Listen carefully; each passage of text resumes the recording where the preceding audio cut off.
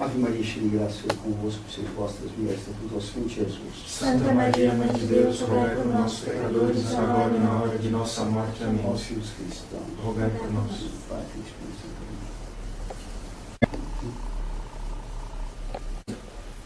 Foi-me pedido, então, dar algumas palestras sobre teologia e libertação. Não poderia dar uma só, porque o assunto é vasto demais. Há anos atrás, eu estudava bastante teologia e libertação, quando a teologia e libertação estava fervendo. E quando o Frei Boff ainda usava batina, ainda era Frei, ainda não era Genésio, porque não havia abandonado a batina para assumir uma pessoa, mãe de 6 filhos, uma senhora casada, com quem ele afirma estar até hoje unido. Essa pessoa tinha sido secretária dele por 14 anos, enquanto frade. Claro. Então, todos esses frases da libertação são assim, como o Frei Boff também, Frei Beto também. Eles têm os votos: pobreza, obediência e castidade. Obediência, eles pregam a revolução. Pobreza, eles vivem de rendas dos livros deles. Castidade é muito original. se unem até a pessoas casadas com 6 filhos. A teologia de libertação, ela tem nada de teologia e ela tem muito de libertação, mas de libertação marxista. Ela é marxismo na teologia. É isso que o próprio Frei Boff declarou no Jornal do Brasil, há muitos anos atrás, como foi contado por Benito Tabosa Pessoa, um jornalista do Estado, no jornal do Estado de São Paulo, no dia 1 de 8 de 85. Ele conta que Frei Boff, dando uma entrevista, um artigo publicado no Jornal do Brasil, em 6 de abril de 80, ele teria declarado: o que propomos não é teologia dentro do marxismo, marxismo, materialismo histórico dentro da teologia. E mais tarde, ele vai declarar, no mesmo Jornal do Brasil, está publicado isso aqui na página 5 do Jornal do Brasil, da quinta-feira, 26 de setembro de 91, que ele é marxista porque é cristão. A teologia da libertação não tem nada de teologia, ela tem tudo de marxismo. Ela foi feita para destruir a sociedade capitalista, o direito de propriedade, como todos eles declaram. Hoje trataremos apenas de alguns aspectos desse problema, deixaremos outros para depois. Eu queria tratar inicialmente da origem da teologia da libertação, mostrando como ela tem uma origem direta do Vaticano II e das ideias de Paulo VI na Popular do Progresso, e que ele depois estabeleceu e explicou em Medellín, suscitando a grande revolução na América Latina. A teologia da libertação, ela pretende ser uma teologia sui generis, é uma teologia latino-americana, como se teologia fosse limitada geograficamente. É uma teologia latino-americana, outra africana, outra hindu, etc. Isso é uma tolice monumental. A teologia estuda Deus, que é eterno. Ela não tem limitação, não existe uma teologia sul-americana. Pode-se dizer que ela nasceu aqui no Brasil, mas a origem dela é europeia. Ela vem das teses do Vaticano II, como os teólogos da libertação reconhecem. Ela foi trazida para a América Latina por Paulo VI. Eles dizem o contrário, que ela nasceu da meditação do povo cristão, espezinhado, explorado pelo capitalismo, e que, aplicando os princípios do catolicismo, a situação concreta do povo explorado, elaborou o povo uma teologia. Frei Leonardo Boff insistia que a teologia da libertação não tem livros antes dela, que ela nasce da praxis do povo. Há uma multidão de livros dele, que ele publicou pela Voz, da qual ele era diretor. Ele tinha as vozes à disposição, muitas vozes à disposição dele, especialmente voz nuclear. Ele foi protegido especialmente pelo cardeal Dom Paulo Evaristo Arnes, que antes de 1939 tinha uma posição anti-greve, e depois se tornou um cardeal vermelho, amicíssimo de Fidel Castro. Ele foi protegido pelo cardeal Luiz Rochaida, outro cardeal vermelho, por Dom Ivo Rochaida, presidente da CNBB, pelo bispo de aquela cidade de Goiás, o bispo Dom Casaldáliga, que foi bispo lá em Goiás, para fazer agitação entre os índios. Esse bispo, na Espanha, no seminário, o quarto dele, chamado já Sierra Maestra, era comunista desde que entrou para o seminário. O seminário só exasperou o comunismo deles. A teologia da libertação foi elaborada, então, por alguns luminares, entre aspas, é claro, marxistas da América do Sul. Padres que, abandonando o catolicismo, se entregaram à propaganda comunista para ajudar Cuba, Fidel Castro, e para ajudar o comunismo russo, quando ele existia. Pouco antes de cair o comunismo, Frei Boff esteve com o semifrade, o semifrei Beto, lá na Rússia, e fizeram grandes elogios à situação na Rússia. Depois aquilo desmoronou e se viu que era uma miséria só. Agora, eles viraram ecologistas, tanto o Frei Beto quanto o Frei Boff. Eles dizem que é preciso libertar a terra, não somente o pobre, a mãe terra, como dizem eles. Gaia. A teologia de libertação, ela teve como primeiro paladino o padre Gustavo Gutierrez, um peruano, que lançou o livro Teologia de Libertação. Outro, John Sobrino. Outro, um padre comunista belga, que Dom Helder, o Assis Vermelho, trouxe, importado da Bélgica, e que escreveu por aqui alguns livros, fez recitação durante anos. O padre Joseph Comblin. Os mais notáveis foram, evidentemente, o Frei Leonardo Boff, hoje Clodovis, e o irmão dele, Clodovis Boff, que é apresentado agora como um defensor mais de uma teologia de libertação mais moderada, que não renega os princípios, que só se mostra mais moderada para enganar melhor. Não precisou se apresentar o Frei Beto como um teólogo da libertação, porque o Frei Beto nunca foi teólogo de nada. Ele deve mais aparecer um playboy mimado pela mamãe que aprendeu a fazer camarão para servir o Fidel Castro. Ele foi quase office boy da guerrilha aqui do PCdoB, na qual ele se envolveu, e lembro-me ainda da fotografia dele fugindo do Volkswagen, quando, depois das informações dele, o Marighella foi metralhado. Frei Beto escreveu um livro sobre o heroísmo dele. Ele se apresenta como um grande herói, grande torturado. Na verdade, ele é não o sacristão do Fidel Castro, mas o mestre Cuca, para ensinar a fazer lá em Havana camarões, né? Enquanto o povo de Cuba passa fome. Mas ali a fome é socialista, a teologia de libertação não se importa com ela. Qual era a origem do Vaticano, da teologia de libertação? Em primeiro lugar, as ideias do Vaticano II. Essa é a grande origem da teologia de libertação. Ela tem ainda outras fontes.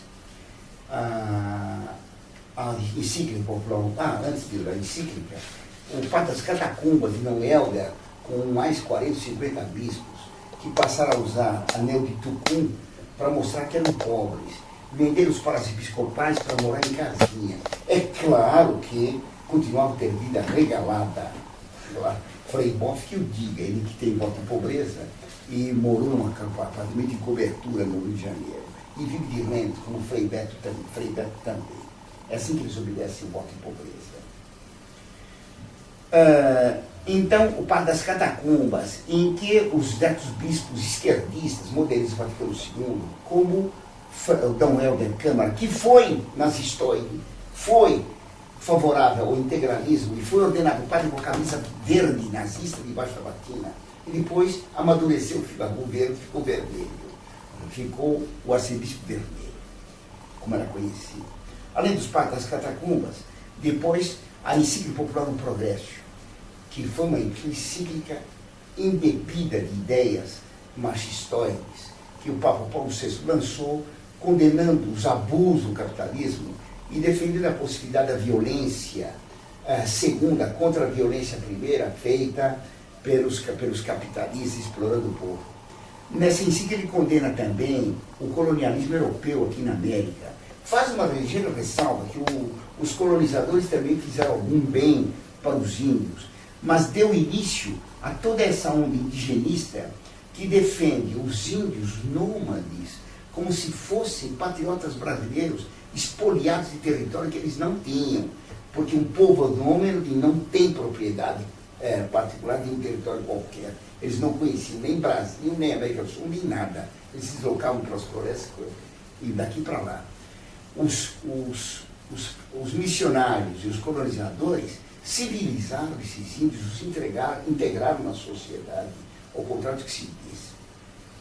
A igreja sempre defendeu os índios e os negros. O Papa Paulo III excomungou quem os escravizasse. Bem, depois, o Congresso de Bruxelas, em 1970, eu falei de Medellín. Medellín aplicou as teorias da Popular Progresso, e foi de Medellín que surgiu a onda de violência e a onda de guerrilhas que se iniciou na Colômbia, e depois, é claro, financiada por capitais internacionais e ajudada por Cuba e por todos os padres esquerdistas do mundo que canalizavam grandes somas para a guerrilha e pela parte. A guerrilha aqui se estendeu para a América do Sul, procurando estabelecer regimes comunistas. Foi daí que nasceu o PT. No Colégio Sion, presente Fernando Henrique Cardoso, presente o Dom Armas, para ser um instrumento político da teologia da libertação no Brasil para a implantação do socialismo, como acontece hoje. Eu falei que a teologia da libertação nasce no Vaticano II. A primeira origem é o Vaticano II. Quem confirma isso é o padre Gustavo Gutierrez, no livro dele, Teologia da Libertação. Nesse livro ele mostra como a definição de igreja da Lumen Gentium é que foi a raiz primeira da teologia da libertação. Porque para Lumen Gentium, a igreja é como que o sacramento da união íntima dos homens com Deus para a realização da unidade do gênero humano. Curiosa definição, porque a igreja foi definida, e o Papa atual está repetindo, como o corpo místico de Cristo, como a definiu São Paulo. Ela pode ter outras definições, como sendo, por exemplo, a igreja sociedade divina e humana, cuja cabeça é Cristo, e cujos membros são os fiéis batizados. Que é a sociedade que obedece ao único chefe, que é o Papa, que aceita todos os sacramentos e toda a revelação feita por Cristo na tradição, nos evangelhos, nas Sagradas Escrituras. Essa é a definição de igreja, uma sociedade divina e humana. Mas definir algo, dizendo que é como que sacramento, como que é comparação. A definição é o contrário de comparação. Quando nós definimos que o ser humano é um animal racional, nós colocamos limites no que é este ser humano. Ele não é nem puro anjo, pura inteligência, nem animal, mas um composto de animalidade com racionalidade, de animalidade com inteligência. Isto é uma definição. Mas quando eu digo que fulano de tal é como que o pai dele em ponto pequeno, de tal maneira se parece, eu estou comparando. Dizer que a igreja como que é um sacramento é uma comparação. Isso nunca foi definição. E uma definição estranha. É como que um sacramento. Por que sacramento? Os teólogos da libertação vão dizer. Vai dizer, Gustavo Gutierrez, ou Frei Boff, sacramento em grego era mysterium. Mysterium significava algo oculto, escondido por trás de aparências materiais. Mas eles acabaram estendendo essa definição de sacramento não só aos 7 sacramentos da Igreja Católica, mas a tudo. Tudo seria sacramento. O pobre do seu Frei Beto dizia, fala até da canja, de uma comida da vovó, a caneca da mamãe. O Frei Boff também fala disso. De canecas que são como que sacramento, que trazem lembranças da vovó, da titia. Umas tolices teológicas monumentais. O sacramento é algo, um sinal eficaz de uma graça invisível. No sacramento, as aparências mostram algo, a realidade é oculta. Assim, na Eucaristia, nós vemos pão e vinho, mas a realidade é diversa. É o corpo e o sangue de Cristo. A igreja seria como que um sacramento, isto é, ela teria algo visível, mas ocultaria algo invisível. É uma definição derivada da fenomenologia. E aquilo que se vê na igreja é falso. Aquilo que está oculto que é o verdadeiro. Para se ver verdade na igreja, você precisa destruir a igreja atual. O padre John Kobler, no livro dele sobre fenomenologia em Vaticano II, ele mostra um cálice de missa, cujo perfil na folha do livro cujo perfil do cálice forma 2 rostos humanos. De maneira que olhando-se o cálice, se vê só o cálice. Quando se fixam os dois rostos, desaparece o cálice. Não se pode ver as duas coisas ao mesmo tempo. A aplicação do princípio de não contradição. Não se pode ser e não ser ao mesmo tempo uma só coisa. Uma coisa não pode ser o que ela é e não ser o que ela é ao mesmo tempo, sob o mesmo aspecto. Assim, então, se vê o cálice, não se vê os dois perfis humanos. Se vê os perfis, não se vê o cálice. Então, o que é a igreja? A igreja é o cálice. É preciso fazer desaparecer a igreja para aparecer os dois rostos. Desapareceu o cálice. Só que o cálice, um copo, o copo, ele tem uma circunferência. No plano do livro aparecem só os dois perfis humanos do cálice da missa. Depois eu posso dar para vocês o desenho disso. Mas na realidade, em 3 dimensões, não são só dois perfis, mas um número incontável, um número indefinido. Os tolos diriam um número infinito. A humanidade toda. É preciso destruir a igreja para aparecer a humanidade. Por isso Paulo VI disse que no Vaticano II se assistia a um misterioso processo de autodemolição da igreja católica. Uma kenosis da igreja, uma destruição, uma aniquilação da igreja, para que a humanidade surja. Enquanto a igreja não desaparecer, a humanidade não terá triunfado. A igreja, então, é como que o sacramento de uma realidade invisível, a humanidade que ela oculta. Ela visa a união de todo o gênero humano. Mesma finalidade dada pela maçonaria. A finalidade da maçonaria é a unidade do gênero humano.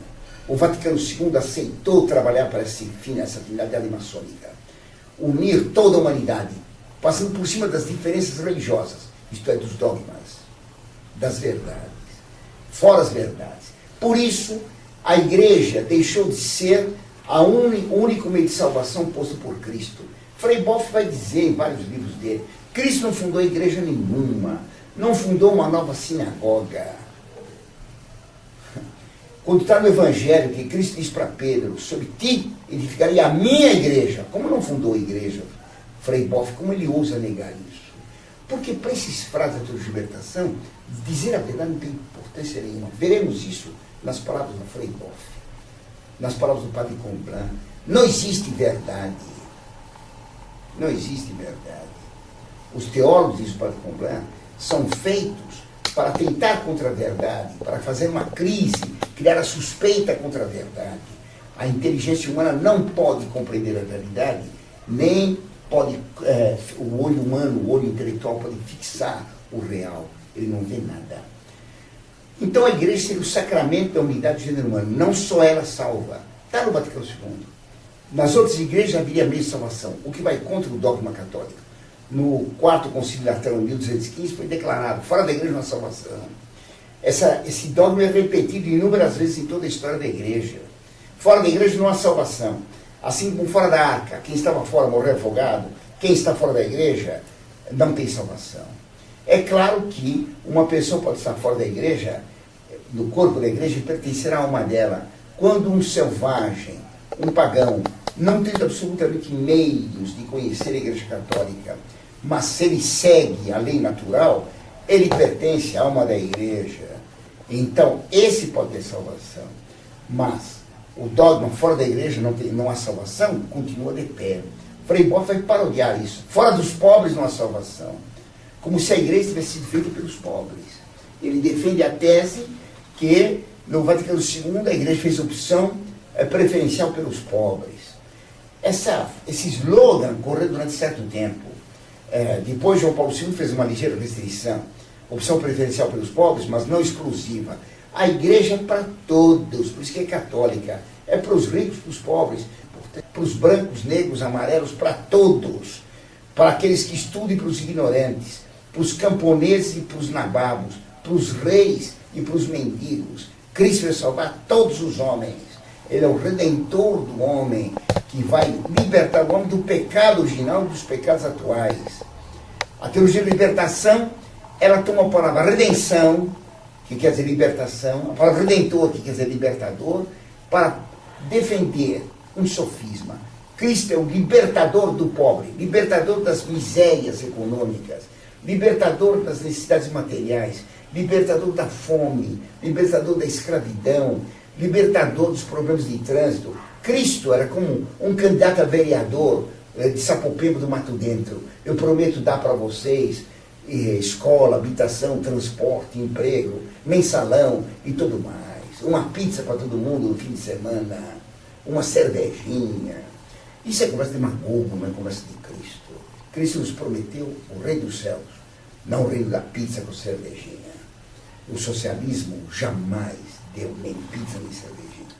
Então, dizia eu que a tese de que é a definição da igreja, da Lumen Gentium, que a igreja é o sacramento, como que o sacramento da união íntima dos homens com Deus para a unidade do gênero humano, foi a primeira base da teoria da teologia da libertação. Porque diziam eles que, baseados nessa definição, visando-se a salvação de todo o gênero humano, se eliminava o dogma de que fora da igreja não há salvação. Fora da igreja não há salvação, todas as religiões podem salvar. O ecumenismo do Vaticano II defendia isso. Há meio de salvação fora da igreja. E mesmo pertencendo a qualquer religião, ou mesmo sendo ateu, pode se salvar. São os famosos homens de boa vontade. Paulo VI chegou a pedir que os homens de boa vontade se tornassem cristãos, confessando, portanto, que eles não eram cristãos. Quem seriam esses homens de boa vontade e não cristãos? Sem Deus, não? O padre Gustavo Gutierrez, ele afirma na página 214 do livro dele, sacramento, então, a revelação eficaz de uma chamada comunhão com Deus e a união de todo o gênero humano. Todos os homens entrarão em comunhão com Deus. Comunhão. A palavra comunhão, a palavra comunidade, se espalhar depois do Vaticano II. A comunhão vem de comunhão. O que eles dizem que existe uma salvação universal, porque em todos os homens há uma parcela da divindade, um Espírito Divino esparramado em toda a humanidade e em todo o cosmos. Nós veremos daqui a pouco que Frei Boff defende isso expressamente. E por isso todos os homens já estão salvos. O Vaticano II diz isso. E o padre Gustavo Gutierrez, na página 216 do livro dele, diz exatamente isso. A primeira tarefa da igreja é celebrar com alegria o dom da ação salvífica de Deus à humanidade, realizado pela morte e ressurreição de Cristo. É isso a Eucaristia. Memorial à ação de graças. Memorial de Cristo, que supõe uma aceitação sempre renovada do sentido de sua vida. A entrega total aos outros. A ação de graça pelo amor de Deus que se revela nesses acontecimentos. A Eucaristia é uma festa, celebração de uma alegria que se deseja e procura compartilhar. A missa, então, é uma festa. Ela festeja a fraternidade humana. Por isso que a missa nova é a missa da teologia da libertação. É um show, uma festa. Outro dia vi uma missa aqui em Caieiras, em que o padre no altar ficava parado e os jovens pulavam no meio da igreja, dançando um funk, um espetinho de São Sebastião, uma coisa assim que saiu. Uma palhaçada. Quer dizer, transformar a missa da renovação do sacrifício de Cristo do Calvário numa festa de salvação da humanidade. Por isso tem cuica, reco-reco, rock, pandeiro, funk e tudo mais. A missa nova é a comemoração da salvação universal e não a renovação do sacrifício do Calvário. Essa é a teologia da missa nova. A comunidade que seria a real presença de Cristo, não na hóstia, mas na assembleia, da qual o padre é simplesmente um presidente. Essa nova noção de sacramento, os teólogos da libertação, Gustavo Gutierrez e Frei Boff, acabam acusando Tertuliano de ter inventado a interpretação católica de sacramento. Seria Tertuliano que teria desviado a noção de sacramento como é dado pela teologia de libertação, um sacramento mágico. A finalidade do mundo, então, é uma interpenetração com Deus. Que coisa estranha. Essa ideia de que Deus e o mundo são interpenetráveis é a raiz mais profunda da teologia gnóstica do Frei Boff e dos teólogos da libertação.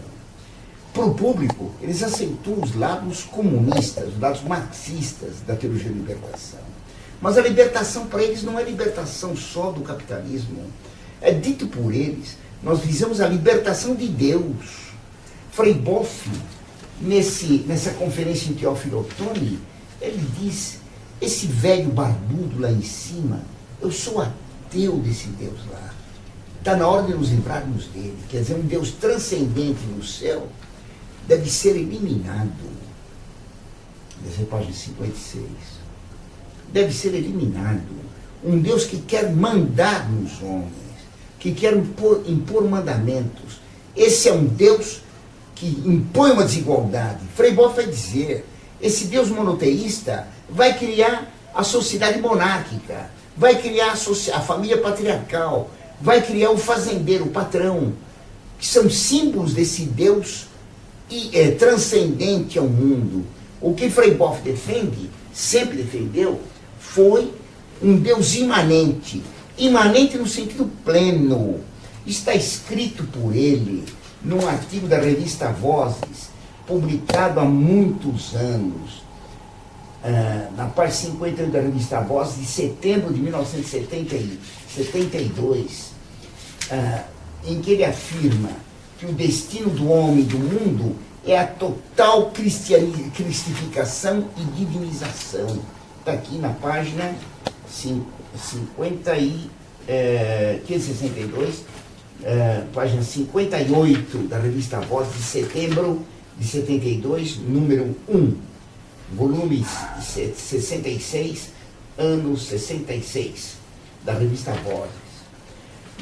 Nesse texto, falando do futuro do mundo, o título é Futuro do Mundo, Total Cristificação e Divinização, ele afirma que o fim do mundo, o fim do cosmos, é a divinização. O cosmos é a transformação que Deus teve quando foi feita a criação. A criação é uma queda da divindade no mundo. Então, dentre todas as coisas, da pedra, da planta, do animal, do homem, estaria Deus escondido. Todo esse artigo de Frei Boff é um artigo gnóstico. Ele vai dizer na página 59 dessa mesma revista, o homem é chamado a algo maior. Ele deve ser assumido por Deus de tal forma que a semelhança de Jesus Cristo, Deus homem, Deus seja tudo em todas as coisas, e forme com o homem uma unidade inconfundível, imutável, indivisível, inseparável. Portanto, o homem, ele será Deus. Por isso todo homem está salvo.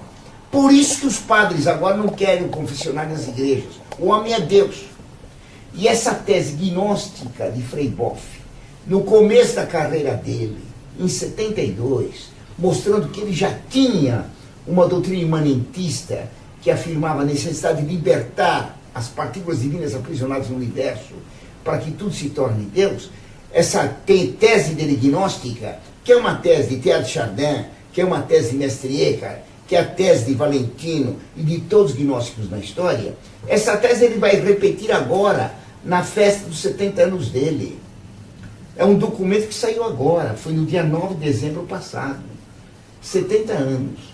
70 anos de Boff, releitura da vida à moda de um cego, em que ele faz um discurso extremamente bem concatenado, em que ele põe claramente as doutrinas dele.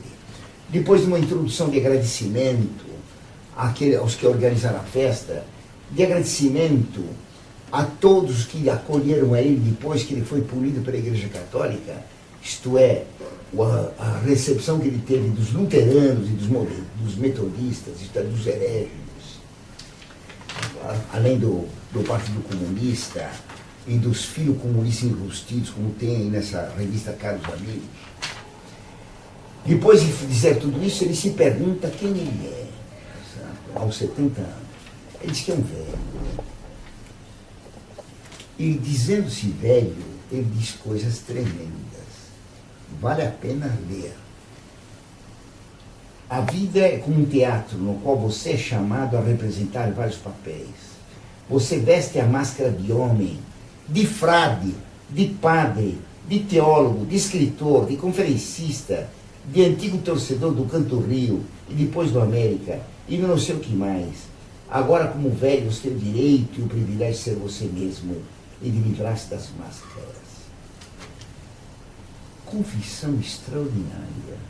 Quer dizer, ele velho, ele vai se livrar das máscaras que ele usou a vida inteira. Máscara de homem, de frade, de padre, de teólogo, de escritor, de conferencista, de torcedor de um clubeco do Rio. Ele usou máscaras de padre, de frade, de teólogo.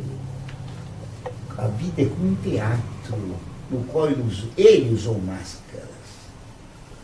Os gregos chamavam aquelas máscaras usadas no teatro grego, dessa máscara de origem à palavra hipócrita, que nosso Senhor usa contra os fariseus. O hipócrita é aquele que apresenta uma máscara e por trás é outra coisa. Frei Boff confessa que a vida inteira usou máscaras. Máscara de frade, máscara de padre, máscara de teólogo. Quer dizer que ele nunca foi isso. Agora, na velhice, ele tem o privilégio de se livrar dessas máscaras. Ele vai dizer o que ele é. Não é um momento fácil esse da velhice de tirar as máscaras, porque frequentemente nos identificamos com as máscaras. Mas quando desaparecem as máscaras, irrompe você mesmo em sua identidade. Então surgem perguntas amedrontadoras. Quem é você, finalmente? O que você realmente faz nesse mundo? Quais são os seus sonhos fundamentais? Sonhos? Que demônios o atormentam? Qual é o lugar no desvio do mistério? E ele então continua. Para atender essas questões, deverei tomar tempo, renunciar a tantas andanças, falar menos, meditar mais, descer como Cristo até o coração do universo, lá onde o coração de pedra, o coração da flor, do vegetal, o coração de todo vivente, o animal, o coração do ser humano e o coração do universo é um só coração. Encontrar-se com Deus, o coração dos corações, a fonte originária de todo ser, de toda bondade, de todo amor, de toda ternura, de toda compaixão. Ternura, bondade e compaixão, palavras ocas, sentimentais e românticas para agradar o público sentimental e romântico. O que ele defendeu é que o coração da matéria, o coração do vegetal, o coração de todo animal, o coração do homem, o coração íntimo mais profundo de todo ser é a divindade. E essa tese é gnóstica. A libertação é desse coração da divindade, termo usado pelos gnósticos jansenistas, como por exemplo Pascal, quer dizer, mais que a razão, o coração tem razões que a razão desconhece. O coração, se pensa aí que é o coração órgão. Não é. É o coração divino, a partícula divina, o espírito divino que está escondido em toda a matéria. Frei Boff é um gnóstico. No final da vida, ele reitera o que ele defendeu no começo da vida dele, que todo o universo é chamado a cristificação e a divinização. Ele é um gnóstico, ele nunca foi católico. Já em 72 não era católico, era herege. Agora ele continua herege. Ele deveria ter sido excomungado desde o princípio. A teologia da libertação é, no fundo, uma teologia gnóstica. Curiosa teologia da libertação, que é racionalista com o marxismo, que é irracionalista com a gnose. Sempre que se tentou na história a fusão do racionalismo e o irracionalismo, do panteísmo e da gnose, se provocou uma grande revolução na história. Frei Boff tentou fazer o mesmo que fizeram outros no passado. Dom Scoto, que vai dar origem ao gnóstico Mestre Eckhart e ao racionalista materialista Guilherme de Ockham. E outros depois, em todo o transcorrer da história, até culminar no nazismo místico e irracional e no comunismo racionalista, até culminar na teologia de libertação racionalista e na renovação carismática irracionalista. Frei Boff tentou fazer o curto-circuito desses dois sistemas. Graças a Deus fracassou. Voltou a ser Genésio. A teologia de libertação está morta. É cobra que perdeu os dentes, virou minhoca. Não adianta querer ressuscitá-la agora. Depois de Bento XVI, ela não tem mais possibilidade de ressurreição. Diz Frei Boff: sou um velho e sou cristão. O cristianismo me fez ver que, no fundo, há somente dois mistérios, Deus e o mundo. Ao lado de Deus existe o mundo. Por que ao lado de Deus existe o mundo? O que significa ele? Talvez o espelho no qual Deus mesmo quer se ver a si mesmo, permitindo que nós o víssemos também, é a tese dos românticos do século XVIII e XIX. O universo é o espelho feito por Deus para a divindade, para se conhecer. Ele continua, mas eles não estão, Deus e o mundo, separados por um abismo. O equívoco do pensamento grego e nosso Deus, o transcendente e o mundo, o imanente. Na verdade, não é assim.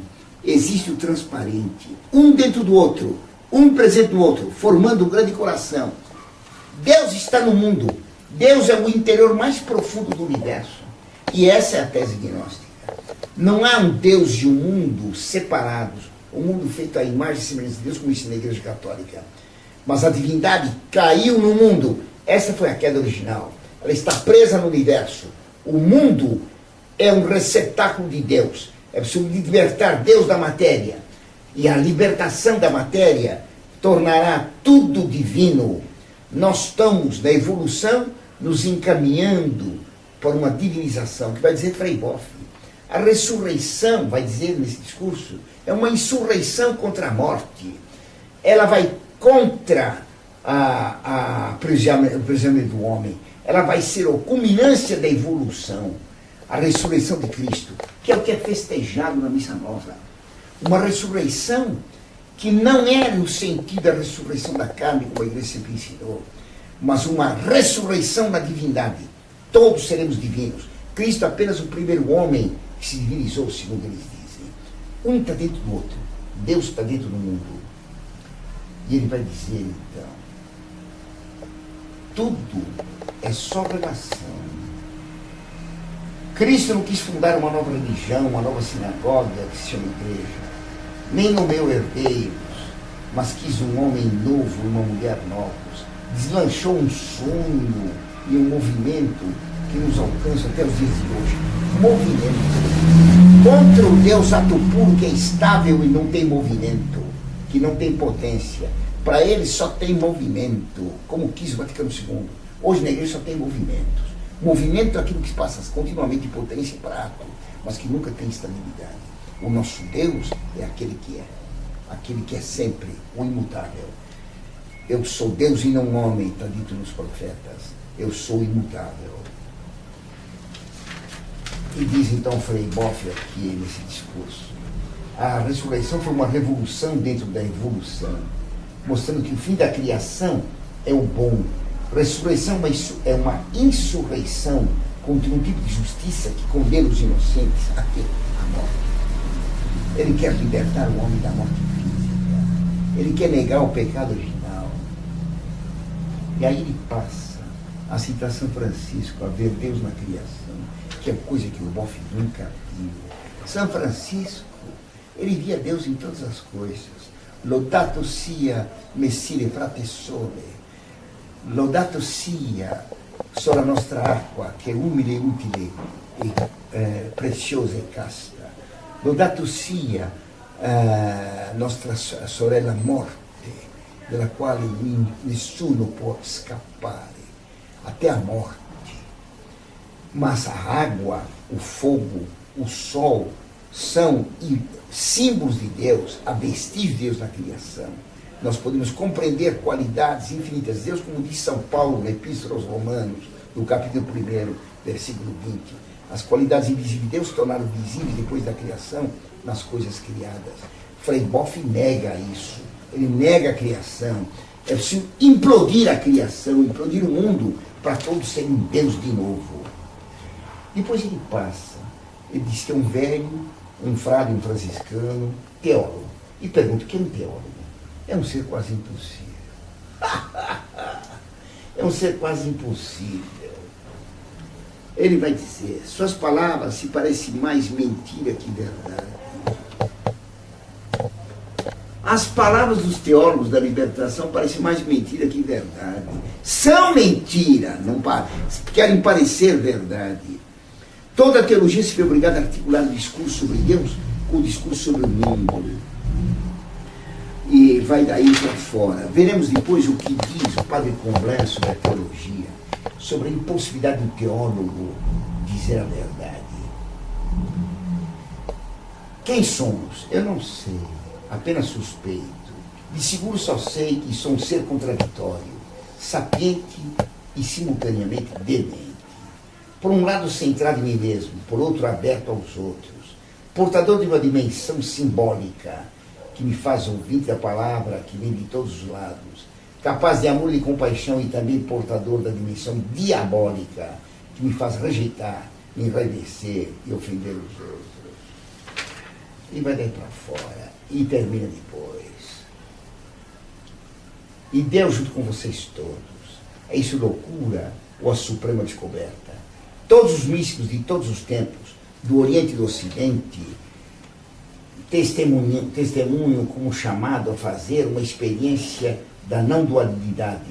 Não simplesmente o tal e o mundo, Deus é a criação, mas o tal no mundo, Deus imerso no universo, com o mundo, Deus na criação e com a criação, e chamaram isso de experiência da bem-aventurança, de Satori, de Nirvana, são termos do hinduísmo e do budismo, de graça, termo católico, de união mística, ou na expressão São da Cruz,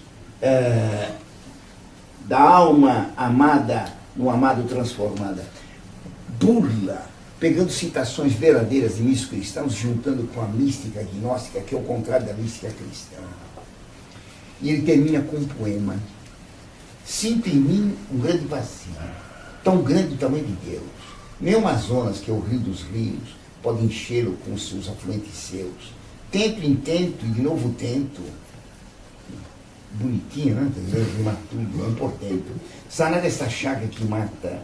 Quem pode? Qual é o portento que estanca esta veia ou a ata?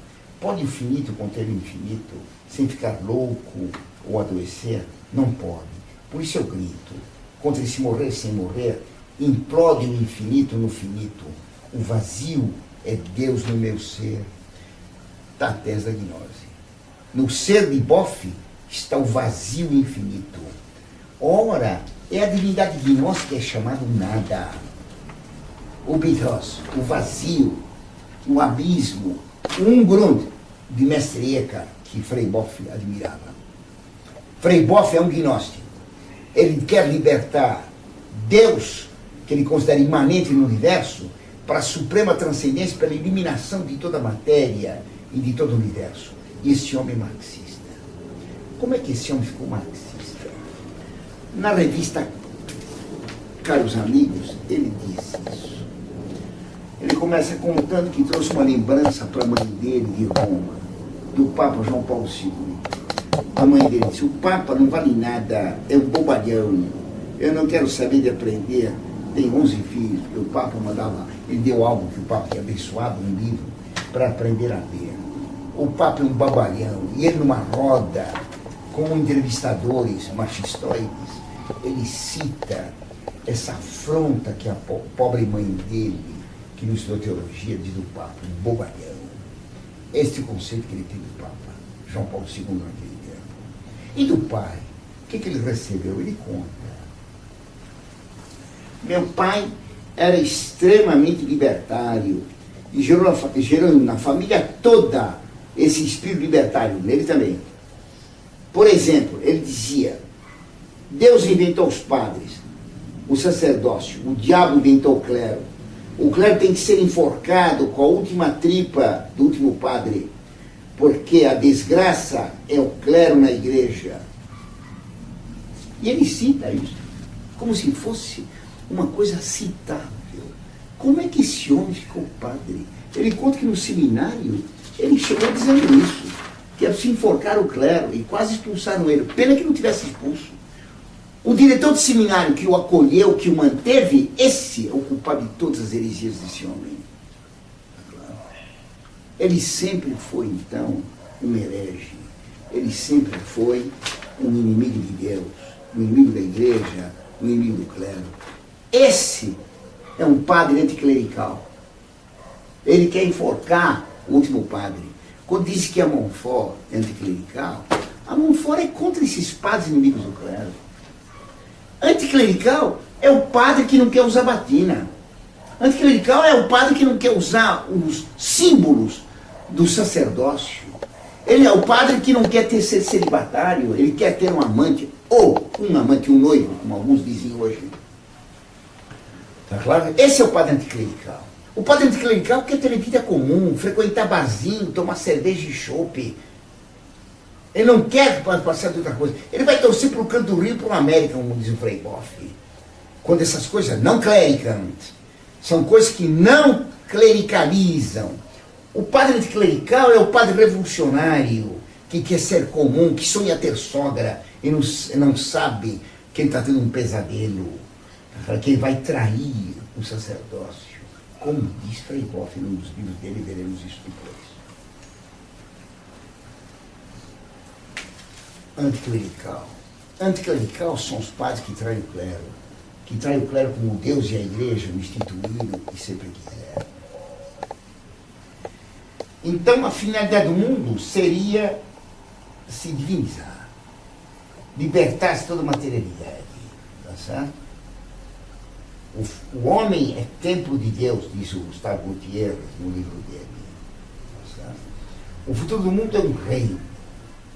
Um reino em que haverá uma igualdade absoluta, um reino socialista, inicialmente, onde não haverá propriedade privada, um reino comunista. Eles dizem, os teólogos da libertação, não devemos ter medo de ser chamados comunistas, devemos afirmar claramente que nós defendemos a sociedade socialista, queremos destruir o direito de propriedade, que é um direito natural. O que quer dizer um direito natural? É um direito que decorre da natureza humana. O homem é senhor do seu ser. Ele tem domínio sobre si mesmo. A inteligência e a vontade que estão nele devem dirigi-lo. Eu sou dono de minha mão. Não sou dono absoluto, porque se eu usar mal a mão, se eu roubar com meus dedos, se eu assinar um cheque sem fundo, de propósito para enganar, se eu apunhalar alguém, daria contas a Deus do mau uso que fiz da mão. Eu não sou dono absoluto. Deus é o Senhor eminente de meu corpo. Eu não sou dono de minha língua nem de minha inteligência. Deus é o Senhor Dominus. Eu sou dono de minha mão como o senhor feudal era senhor da baronia. O soberano, o rei, era o senhor eminente. O barão era um senhor por participação. Era dominus em segundo sentido. Nós não somos donos absolutos de nós mesmos. Eu não posso usar o meu ser à vontade. Deus é o senhor eminente, mas eu sou o dono, senhor feudal. Porque eu sou o dono feudal de minha inteligência, de minha vontade, de minhas mãos. Porque Deus me fez com necessidades. Ele me deu também capacidade para satisfazer essas necessidades. Assim, um animalzinho, por exemplo, uma gaivota, Deus deu a ela visão profunda, aguda e voo rápido. E deu a ela fome de peixe. A gaivota, esvoaçando sobre o mar, ela vê o peixe debaixo da água, mergulha e pega o peixe rapidamente. Se Deus tivesse dado a gaivota fome de peixe e tivesse feito a gaivota míope, ela jamais veria o peixe debaixo d'água. Imagina uma gaivota de óculos correndo atrás do fundo, atrás do peixe. Ela morreria de fome. Se ela não tivesse poder de mergulhar e pegar o peixe debaixo d'água, ela morreria de fome. Deus deu à gaivota fome de peixe e deu a ela os meios para ver e pegar o peixe. A visão profunda e o voo rápido. Assim também, Deus deu para o homem necessidade. Nós temos fome. E o homem tem meios de satisfazer essa fome. Assim, um homem tem fome. Ele está passando na praia e vê um peixe saltando nas águas. Ele está com fome. Se ele se lança às águas e nada, e pega o peixe depois de uma luta enorme, até alcançar o peixe e dar-lhe uma mordida para comer, ele é dono daquele peixe, porque ele nadou e se arriscou, porque aquele peixe não era de ninguém. Era, se diz em direito, res nullius, não era de ninguém. Mas esse homem é inteligente. Ele percebe que pegar o peixe assim, com esse esforço estúpido, é tolo. Ele faz um anzol. Ele pega uma vara que não é de ninguém, res nullius. Ele pega um espinho que não é de ninguém, um cipó que não é de ninguém, faz um anzol, uma vara com um anzol. E com esse anzol ele pega 6 peixes. Ele é dono daqueles peixes que ele pegou. porque ele é dono do trabalho dele, porque ele é dono das mãos dele e dono da inteligência dele. Por isso aqueles peixes são dele. Se ele aperfeiçoar os meios de conquistar os peixes, fizer um barco a motor e um radar, e pegar com grandes redes, cardumes enormes de peixe, ele é dono do barco, do radar e do cardume que ele pegou. E se ele trocar aquele cardume por uma terra, uma casa, ele é dono daquela terra e daquela casa. Quando o comunismo nega que alguém é dono da sua fazenda, da sua casa, do seu terreno, está dizendo que ele não é dono dos peixes com que ele comprou aquilo. Está dizendo que ele não é dono das mãos dele e da inteligência dele. Ora, quem não é dono da sua inteligência e dos seus braços é um escravo. O comunismo, negando o direito de propriedade, afirma que todo homem é escravo. Esse raciocínio comprova que o direito de propriedade é um direito natural, ele provém da natureza humana. O socialismo, negando o direito de propriedade, ele é antinatural. Por isso que Deus afirmou o mandamento não roubar, é o 7º mandamento, porque muitos padres não sabem nem os mandamentos. E o 9º mandamento, não cobiçar a mulher do próximo.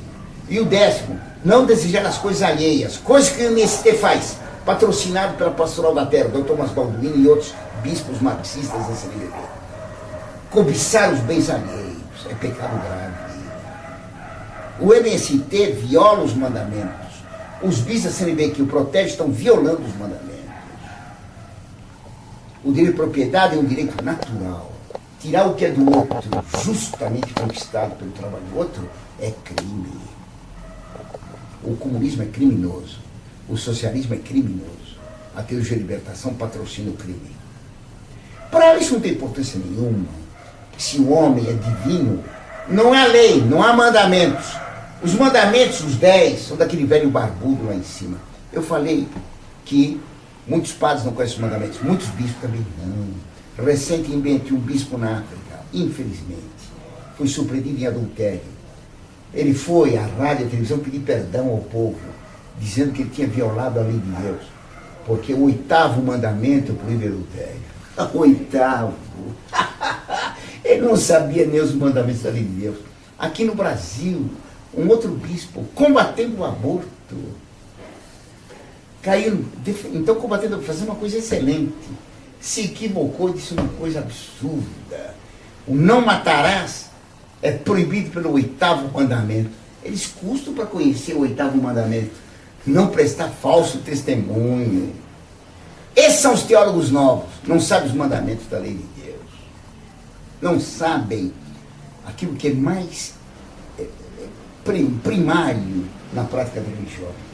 Porque um engenheiro que não soubesse tabuada, que não soubesse fazer conta, é um engenheiro fracassado. Um bispo que não sabe os mandamentos. Um teólogo que não diz a verdade. Falávamos então do conceito de teologia, da teologia da libertação. Temos aqui no livrinho do Padre Comblan, teologia orgânica, teologia da libertação, teologia neoconservadora e teologia liberal. O Padre José Comblan, um padre marxista, trazido da Bélgica por Dom Helder Câmara para fazer a Revolução no Brasil. Então ele diz coisas interessantes, na página 124. Qual é o papel da teologia? Teologia é nova, não a teologia católica. O papel da teologia é contestar o conhecimento puramente intelectual. Quer dizer, a teologia é feita para contestar o conhecimento puramente intelectual. Teólogo, Deus é Deus, logos é pensamento. Teologia é o pensar sobre Deus. Nada, não há pensamento, não há conhecimento humano. O papel da teologia é contestar. Por isso aqui no seminário de Ipiranga, Seminário de Imaculada Conceição, Padre Bogás, dizia nas primeiras aulas, nós estamos aqui para criar uma crise de fé em vocês. Tá? Para contestar o conhecimento intelectual. Página 124 do Padre Comblan. Página 124 ainda. Os teólogos são contra o conhecimento intelectual e procuram um conhecimento superior. Conhecimento superior. Qual é o conhecimento superior intelectual no homem? Não existe um conhecimento superior. A gnose sem querer quer dizer conhecimento. A gnose afirma que sim, que é possível um conhecimento superior intelectual. Foi o mesmo que afirmou o romantismo. Foi o que afirmou Bergson no fim do século XIX, dando origem à Belle Époque. A intuição equivale à intuição gnóstica. Não há ser estável. Nós captamos o fluxo, a contínua mudança, por uma espécie de flash de luz extraordinária que nos faz captar aquilo que passa como sendo, como passando. Essa intuição é que é o verdadeiro conhecimento. É o conhecimento da gnose. Pois todos os movimentos gnósticos foram contra a inteligência, contra a razão. Pois Lutero chamou a razão de a meretriz louca. Por isso que a Revolução Francesa, quando cultuou a razão, chamou a razão para simbolizá-la uma prostituta. A razão humana é uma prostituição. É o que falou Lutero, a meretriz louca. Por isso toda a filosofia iluminista, racionalista aparentemente, era contra a razão. Karl Popper mostrou isso. A razão humana, individualmente, todo homem se vê com uma razão limitada. Por isso Karl Popper defende a tese: o racionalismo é uma fé irracional na razão. Porque se cada um vê que sua razão é limitada, como é que crer no racionalismo capaz de entender tudo? O racionalismo é uma fé irracional. Portanto, o iluminismo do Grande Oriente, o iluminismo que foi predecessor da Revolução Francesa, o iluminismo da razão, dos iluminados da Baviera, de Weishaupt, é um iluminismo irracionalista, é servidor secreto da gnose. Os outros iluminados, anteriores à Revolução Francesa, que se diziam iluminados pelo Espírito Santo, esses negavam diretamente a razão. Os racionalistas negam a razão de maneira maliciosa, astuta, insinuante. O racionalismo é fé irracional na razão. Pois Padre Combray diz mais. A página 129. A inteligência não é capaz de fixar diretamente a realidade. Quer dizer, a nossa inteligência é cega. A inteligência é cega. Na Catedral de Estrasburgo tem a imagem da sinagoga com os olhos vendados.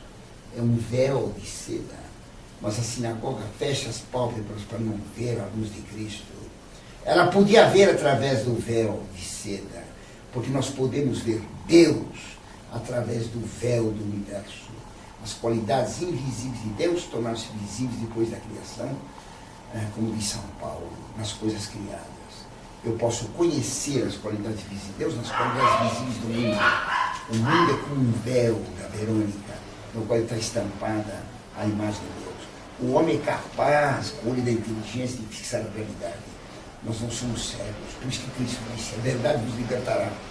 A teologia de libertação diz: é mentira quem falou Cristo. A verdade nos liberta. Não há verdade. Não há verdade.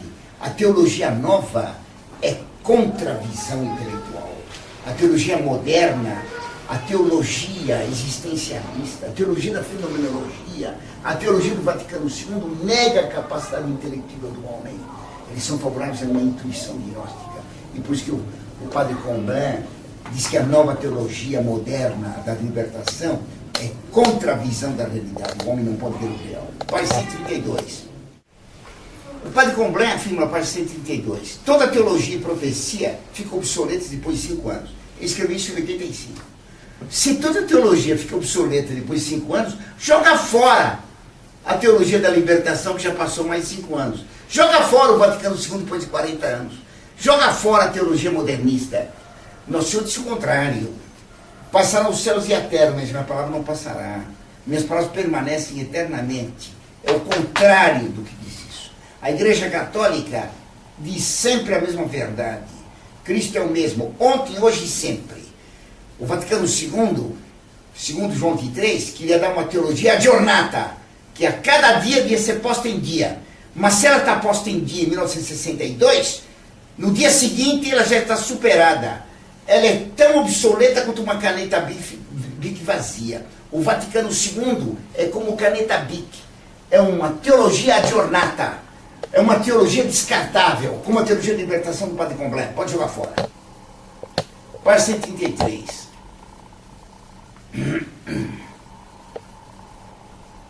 É impossível a teologia se apresentar como a verdade. Nenhuma teologia é a verdade. São somente aproximações. Claro que o povinho que lê isso não compreende. Claro que o pessoal diz, a igreja está a caminho da verdade, ela busca a verdade. A igreja busca a verdade, ela possui. Cristo é a verdade. Essa tese de que a inteligência humana só se aproxima da verdade, jamais alcança, que a verdade seria como um horizonte, que a gente se aproxima, mas se afasta quando eu me aproximo, essa é a tese da fenomenologia do céu, adotada pelo Vaticano II. Por isso, todas as visões religiosas seriam limitadas e falsas. E eles apresentam como prova dessa incapacidade humana da visão um exemplo zen-budista. Para o zen-budista isso pode valer, para a Igreja Católica não. O zen-budismo fala que os homens querem se possuir a verdade como os cegos querem conhecer um elefante. Um cego agarra a pata do elefante e diz que o elefante é um tronco de árvore. Outro cego agarra a tromba e diz que o elefante é uma grande jiboia. Outro agarra as duas presas do elefante e diz que o elefante é um animal chifrudo, com 2 chifres. Outro apalpa o dorso e diz que o elefante é uma parede rugosa. Outro pega a cauda do elefante e diz que é uma pequena cobra com cabelos numa ponta. Todos estão dizendo tolices. Nenhum deles tem a verdade do elefante. Mas, se eles conversassem entre si, se eles se interpusessem um diálogo, eles completariam as informações que têm e teriam uma visão, entre aspas, teriam um conhecimento mais amplo do elefante. Jamais o conhecimento pleno, porque os cegos de nascença jamais conhecerão o que é a cor do elefante, porque a cor é inefável. O que é o verde? Não há palavras para dizer. Claro que a física moderna, que os instrumentos modernos podem provar o que é o verde e o que é o vermelho, mas uma palavra que explique o verde, o vermelho, o azul não existe. O cego de nascença jamais compreenderá o que é o azul, o vermelho e o verde. Assim os cegos jamais compreenderiam a cor do elefante. O elefante do zen-budismo é a divindade. As várias religiões teriam alguns aspectos da divindade, mas nunca a compreensão dela. E por isso as religiões devem ter um diálogo ecumênico, que Bento XVI declarou agora impossível, condenando o ecumenismo do Vaticano II. Está na carta de apresentação ao livro de Marcelo Pera, o senador liberal, porque devemos dizer os cristãos. Imaginem os liberais se dizerem cristãos. Assim como não pode haver comunismo, socialismo cristão, como definiu Pio XI, assim também não pode ter liberalismo cristão, condenado por Gregório XVI, quando o padre Lamennais defendeu essa heresia. Assim não pode haver um protestantismo cristão. O protestantismo é negador do cristianismo, porque nega a palavra de Cristo. Tu és pedra, e sobre esta pedra edificarei minha igreja. És pedra. Aproveito para dar uma lambada no cérebro adventista. Desvia um pouco, mas vale a pena. Um cérebro adventista dizia outro dia, Cristo não deu poder a Pedro, prometeu, porque a igreja não foi fundada quando ele disse essas palavras para Pedro. Mentira. Cristo disse para Pedro, tu és no negativo presente. Já o fez, a filha da igreja. Tu és pedra. Simão se tornou pedra. Quando Deus dá um nome para algo, dá substância para aquele ser. No indicativo presente, tu és pedra. E sobre essa pedra edificarei minha igreja. Sobre a autoridade de Pedro, assim como a pedra sustenta o edifício, e a autoridade sustenta uma sociedade. Por isso que ele dá logo o símbolo da autoridade. Eu te darei as chaves do reino dos céus. Pedro já era pedra, embora ainda fosse receber as chaves posteriormente. E quando Pedro, o primeiro Papa, renegou Cristo 3 vezes, Cristo não destituiu, Cristo não foi sedevacantista. Pedro renegou Cristo na sexta-feira. Na sexta-feira à noite, a quinta para a sexta. No domingo, Cristo ressuscitou. Correram João e Pedro do sepulcro, e João parou na porta e não entrou. Maria Madalena também não tinha entrado, espiou. João parou na porta, chegou antes, porque era mais jovem. Quando Pedro chegou, Pedro entrou. Liturgia desde o começo. João não diz para Pedro, você anteontem renegou a ele, agora vem aqui correndo, como se não tivesse feito nada. Você não é mais pedra, você não tem mais a chave, você renegou o poder das chaves. Eu sou sedevacantista. Nada. São João não foi sedevacantista. Ele continuou fiel a Pedro. E Maria Madalena também não entrou, mas viu depois 2 anjos, um na cabeceira do túmulo, outro aos pés onde estava deitado Cristo. Os anjos falando com ela. Um à cabeceira, outro aos pés. Desigualdade. Liturgia no túmulo de Cristo. Liturgia na mesa que repousou, onde repousou o corpo dele. A mulher não entrou. Os anjos faziam liturgia. Não a mulher. A Igreja Católica, ela possui a verdade. Cristo disse ao apóstolo, ide ensinai, e não ide mentir. Como diz o Padre Comblan, como diz o Frei Boff, que assumiu a máscara de teólogo. Máscara de teólogo. Máscara de escritor, de conferencista. Claro. A teologia da libertação é uma máscara. A máscara para a gnose. E a gnose é a única heresia que tem no decorrer de toda a história da igreja. A gnose ameaça hoje destruir a igreja. Com a violência do Partido Comunista, do terrorismo, e com o veneno da mentira, da intuição, de um conhecimento não racional, ensinado por esses teólogos modernos, que aprenderam tudo isso nos seminários modernos, e querem fazer Deus imanente e acabar com o universo. Deus é o coração de todas as coisas. Todos somos salvos. A missa é a festa da salvação gnóstica universal. A missa nova. A missa verdadeira da igreja, ela é a renovação do sacrifício do Calvário e não a festa da salvação universal. Ave Maria, cheia de graça, o Senhor é convosco. Sois vós das mulheres, tão frutuoso fruto de Jesus. Santa Maria, Mãe de Deus, rogai por nós, pecadores, agora e na hora de nossa morte. Amém. Aos filhos cristãos, rogai